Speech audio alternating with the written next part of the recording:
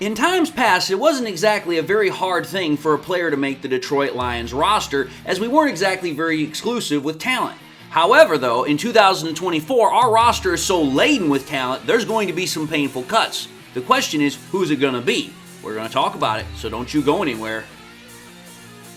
What are we? What makes us what we are and what we're going to be? It's grit. It's what we started with last year, guys. Doesn't matter if you have one ass cheek and three toes. I will beat your ass. Can definitely compete with the big dogs. 10-5 end zone touchdown Detroit Lions. You guys are unbelievable, man. I'm telling you. We are driven by Detroit. Hello, Detroit Lions fans, and welcome on back to yet another episode of MCM Motor City Mania. I'm your host, David T. Pike, and as always, we're diving on in. So, for this episode, folks, I'm going to start finally getting into talking a little bit about the training camp, talking about, a little bit about roster cuts. And I know that there are some people that are fans of my channel that they've probably been wondering why I haven't really talked about roster cuts. I haven't talked about what I think the roster is going to be up until this point, what I think about training camp. And there's a pretty good reason as to why I haven't. The reason why is because at this point, if I started talking about it when people wanted me to talk about it, I'm guaranteeing you this, that it would be way too early to start it because, well, there's not really a whole lot of information to make a whole lot of, a whole lot of guesses. I wasn't going to start saying, based because of this going on in OTAs or this going on in minicamp, this person's most likely going to get cut or not. It's like I first wanted to take all that data in, I wanted to take all that information in, and then I was like, okay, based upon what I'm seeing with the roster, based upon how these players are performing, what their contract looks like, I wanted to take every piece of information that I had in first before I could say, okay, based upon what I can see, logically, these are the people that I think are most likely going to get cut. Now, again, this is just me giving my opinion. Obviously, I'm not the GM. Obviously, I am not Dan Campbell.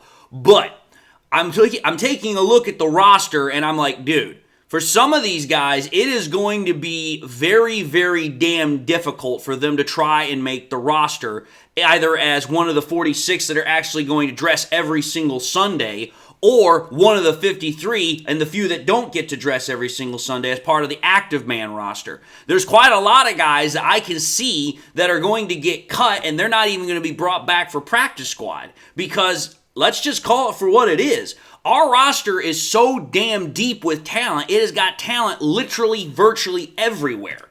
So it's like, well, when you've got talent everywhere, it's going to make it very difficult to hold on to guys that in the past might have made the roster. But that's the nature of the business. As your team gets better, players that maybe in the past could have made it are not going to cut the mustard now. So I started asking myself, I'm like, what are guys that are on our roster currently that, were on the roster in the past, are most likely not going to be on the roster going forward, or there is a severely high danger rate of them possibly getting cut, traded, whatever the case might be. And I was like, let's limit it right now to just 5. I don't want this episode to go on for like 20 minutes talking about a multitude of people. I'm wanting to keep this episode short, but I also want it to be driven by logic. I want it to be driven by facts. So I said, okay, let's choose 5 guys that have been on the roster at least for 1 year in the past, maybe even more, and we'll go from there. So here are the 5 guys that I think are in most danger of getting axed when it comes time for roster cuts when we get to the end of training camp. Now, unless something, crazy happens during training camp, I don't see how these guys make the roster. Player number 1. As much as I hate to say it, I think the Lions could be cutting Netflix. I think Craig Reynolds might be one of those painful roster cuts that we're going to have to deal with. And I'm just going to also put it very succinctly. you have to take a look at the situation for what it is. When we got Craig Reynolds back in 2021, he was one of those guys that instantly kind of became a fan favorite because of the fact that, hey, he was coming into the Detroit Lions. He was coming from a very, very small town college of Kutztown. And you know what? He got a chance to play. He did a couple of things really well. He had 2 or 3 really nice games in 2021. And he kind of became a hometown favorite. He kind of became a fan favorite because we as Lions fans, we always love an underdog that can come on in and prove people wrong, who when given the chance will come in and do some really good work. And that has allowed Craig Reynolds to have a home here in Detroit over the last couple of years. However, though, we have to be realistic with ourselves. Ever since 2021, the running back room has seen quite a bit of change, and Craig Reynolds has found a way to maintain himself on the roster up to this point. But the issue is that now Craig Reynolds has quite a lot of competition just to remain on the roster. Everybody already knows that running back 1 and 2 are David Montgomery and Jahmyr Gibbs. Nothing about that's going to change. Absolutely not a damn thing. But running back number 3, now at this point you could realistically say that that's going to go to Sione Vaki because, well, the Lions drafted him to be a running back, and up until this point, he's primarily only done running back work. And the Lions traded up to get him for this exact purpose. So it's like, okay, the Lions traded up to get him. They're not really using him in the safety room, which is another position that he can play very well at. They're wanting to use him more as a running back. So it's like, okay, I can read the writing on the wall as good as anybody. That pretty much tells me that Sione Vaki, is going to become the number 3 running back. Well, here's where that becomes an issue for Craig Reynolds. Unless he can be a primary special teamer, which he can, if I recall correctly, play some special teams, he's virtually got very little of a role left in the running back room. And realistically, for most running backs, they're going to have very little of a role left because most teams are only going to run with maybe 3 or 4 running backs. And as far as I am concerned, Craig Reynolds has kind of I hate to say it because it kind of sounds a little cruel, but he's kind of outlived his use here in Detroit because it's like, listen, we've got guys that can do exactly what Craig Reynolds can do. I get it. He is a hard worker, and I like that about him. But when it comes to making these roster decisions, it's like, listen, you want to keep the very best players that you possibly can. And it's not necessarily because of a lack of, motivation, a lack of ethic, or anything else with Craig Reynolds. It might just come down to simply, hey, does this guy have as much talent as another dude? And for me, another guy that's on the roster that's kind of in the very same boat as Craig Reynolds, that's a running back, is Jermar Jefferson.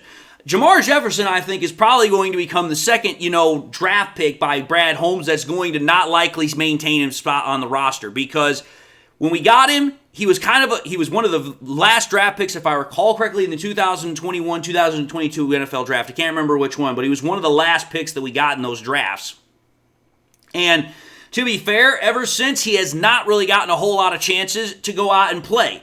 But again, the Lions have had better running backs in front of him that have handled the majority of the workload. Whether it was originally Jamal Williams and DeAndre Swift, or now, as I said, it's freaking Jahmyr Gibbs and it's David Montgomery. The point of the matter is that Jermar Jefferson, he just simply has not really had a whole lot of opportunities. And last year, if I recall correctly, he didn't even make it as part of the main roster. He was on the practice squad for the majority of the year. But again, you can only carry so many people on practice squad. You can only carry so many positions on practice squad as far as, okay, we need to have a certain amount of running backs. We probably need to have a practice squad quarterback. We need to have practice squad linemen, blah, blah, blah, blah, blah. It just, to me, when I take a look at some of these guys, I just don't know how they're going to make the roster. Craig Reynolds, I think he could probably make the practice squad. That is, of course, if he doesn't get a better offer to go somewhere else and play as one of the 53 on that roster. But that's going to depend on, Craig Reynolds. But like I'm saying, when it comes to the running back room, there's just a lot of guys in that room right now that's going to make it very crowded, and I think that we're going to see quite a couple of, familiar names getting cut from that room. So that takes care of my first 2 guys. Let's move on to guy number 3. This is another guy that, again, the Lions drafted, and he was, if I recall correctly, a 6th-round draft pick. I think we drafted him in 2022, and that's tight end James Mitchell. Now, again, why are we talking about James Mitchell in the same context that we're talking about Jamar Jefferson? The reason why is because James Mitchell just simply has not really done a whole lot here in Detroit. And again, the Lions have made it abundantly clear who their top 2 tight ends are. That is going to be Sam Laporta, obviously, duh. And then on top of that, it's going to be Brock Wright. The Lions just gave Brock Wright a brand new 3-year contract where they outbid the San Francisco 49ers. So it's like, okay, Brock Wright and Sam Laporta are tight end 2 and tight end number 1. So it's like, okay, you got your 2 main tight ends there. But then you start wondering, well, who's going to be tight end number 3? Well, there's a couple of guys that you could put in front of him, but the one guy that I think has already got that spot on lockdown is Shane Zylstra. The Lions brought him back despite him having a long history. They saw what he had to do in 2022 after he traded Hawkinson away. So it's like, listen, Shane Zylstra obviously has something that they really like. But for me, it's like, despite the fact that James Mitchell was here last year, despite the fact that Zylstra was injured last year, I don't really remember James Mitchell really doing much of anything. So for me, it's like, again, most teams are only going to carry, I think, 2 or 3 tight ends because, again, you have to maintain the numbers elsewhere. And James Mitchell, I just have not seen a lot. I just have not seen enough or a lot out of him to say, hey, he's deserving of one of those, coveted 46 or 53 spots. Again, he's one of those guys that I could see the Lions bringing back on the practice squad if, of course, he doesn't get a better offer to go somewhere else. Because, again, that is part of the business. So that's player number 3. Player number 4. Okay, this is going to be one that's probably going to get a lot of controversy from some people, but I'm just going to call it for what it is. I think Michael Badgley is going to be one of the guys that get cut. Some people might not think it's controversial. Other people will definitely think it's controversial because they're going to be like, David, you really think Michael Badgley is going to get cut just because we signed Jake Bates? And I'll be honest, yes, I do. I truly do. Here's the reason why. Number 1, you take a look at the contracts between those 2 guys. Michael Badgley only has a 1-year contract, and it's not for a whole hell of a lot of money. Now, granted, Jake Bates only has a 2-year contract, and it's not for a whole hell of a lot of money. But when you think about it, Bates has a 2-year contract. That means the Lions are at least wanting to see what he has for a lot longer than Badgley, and there's a good reason for that. Badgley's a known product. Everybody knows what you're going to get out of Badgley. He's a solid kicker, but he's not a guy that's realistically going to move the needle one way or the other. He can hold down the fort and he can be a solid kicker for you. But he's not like one of the best in the NFL. And the Lions right now are one of the best rosters in the NFL, and they are gunning for a Super Bowl, which means, okay, if you're going to try and make it to a Super Bowl, you need the best you can get at every single dang position. Well, here's the problem. Michael Badgley, what has been the one area of problem for him ever since we got him? He's not very consistent from 50 plus out. He can hit from 50 plus out. We've seen him do it. But the consistency factor is simply not there. Not to the same extent as like with Jake Bates. Jake Bates is damn near almost automatic when it comes from 50, 60 plus out. Michael Badgley is a kind of a, how do I put it? It's kind of like pushing it to his range as far as being able to make it. Not exactly in the sense of that he can't get it out there in terms of power, but trying to consistently make the accuracy is the problem. And for me, it's like, listen, Jake Bates was freaking a kicking phenomenon when we were getting him out of the UFL. A lot of fans wanted him. Obviously, the Lions wanted him. Bates wanted to come here, and it's like, listen, Bates has all the momentum coming into camp. Michael Badgley doesn't. And let's furthermore kind of finish this whole thing off on Badgley, thinking about, well, Badgley was here in 2021, and then we cut him, and then we freaking moved on with Riley Patterson, brought him back, and then he took over from Riley Patterson towards the end of 2023. My whole point is this. You start realistically taking a look at the whole situation, and pardon me, it was 2022 we picked up Badgley, not 2021. I had my years mixed up. But my whole point of the matter is this. Badgley has been kind of like an on and off kind of kicker here for the Detroit Lions, which tells me the Lions are okay with keeping Badgley, but they're still trying to find an upgrade, which is part of the reason why giving Bates a 2-year contract tells me that there is a really good chance that the Lions move off of Badgley if Bates really comes in and actually shows what he did in the UFL. That's player number 4. Player number 5. This one is probably going to be one of my more controversial ones as well. I think cornerback Emanuel Mosley is probably also another guy that's going to have a chance of getting cut. And the reason why is because I don't have to say it very hardly, but the cornerback room now is just so damn deep. That's kind of hard saying that compared to where we were last year. But it's like, okay, you have Terrion Arnold, you have Enos Rakestraw, you have Carlton Davis, you have Amik Robertson. It's like, dude, you already have your starting rotation right there. And it's like you still have guys that are behind freaking all that are still vying for a job. I mean, for crying out loud, you still have Stephen Gilmore that's back there who's trying to vie for a job, and you have a couple of other guys. The main reason why I think Emanuel Mosley is in danger of getting cut, is because of the fact that, listen, it's hard enough trying to stay on a roster when, you're playing healthy. But Emanuel Mosley, he has not been healthy virtually since he got into Detroit. When we first signed him in 2023, we knew he was coming off of an ACL tear. So he was recovering from that. Then as soon as he gets cleared, no sooner do we get him back on the field, but within, 2 plays, he tears the other ACL. So he's trying to come back from ACL tears in both knees. He's got literally 4 guys that are already in front of him that were signed or traded or drafted this offseason. And he's also got guys that are behind him that are vying for his job. And again, it's not like Emanuel Mosley has a big contract or a lot of money that is going to be, a deterrent from trying to cut him if it comes down to making that choice. And I guarantee you this, if Emanuel Mosley is given his walking papers, I don't think we're going to be able to bring him back on the practice squad. He's going to want to try and play somewhere else. Again, it's the nature of the beast when it comes to playing in the NFL. It's like, listen, you have to be able to stay healthy, and you have to be able to play, and you have to be able to do well at your job.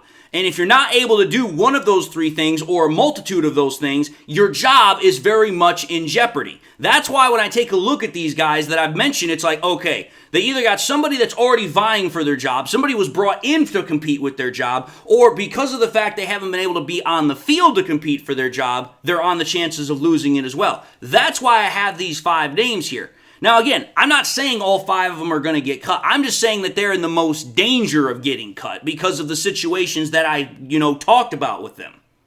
But anyway, I'm pretty sure some of these guys, I will probably get some sort of flack over why I mentioned them. Some of them I'll probably get a lot of, agreeance with. Some of them I might not get anything about. The whole point of the matter is that when it comes time for roster cuts this year, it's definitely going to be a much more difficult affair than what it has been in times past because we have a talented roster, and it means that some people that have been here for a while, it's going to be a little painful to let them go. But anyway, folks, having said that, I've come to the end of this episode, so I just want to say thank you all for watching yet another episode of MCM Motor City Mania. If you like what you saw, by all means, I highly encourage y'all to watch the next episode. But I also encourage y'all to do one of these 3 things. Like, comment, and subscribe to the channel. If by chance you subscribed in the past and you forgot to do so at the time, or you just subscribed and you not had a chance to do so, again, I highly encourage y'all to subscribe. But I also encourage y'all to please make sure you hit that bell notification icon that's along with that button, so that way you guys never miss any more content that I push out. Again, we want to make sure you guys keep on coming back, and the best way to do that is to make sure you have that bell notification icon turned on. Man, tongue twister there.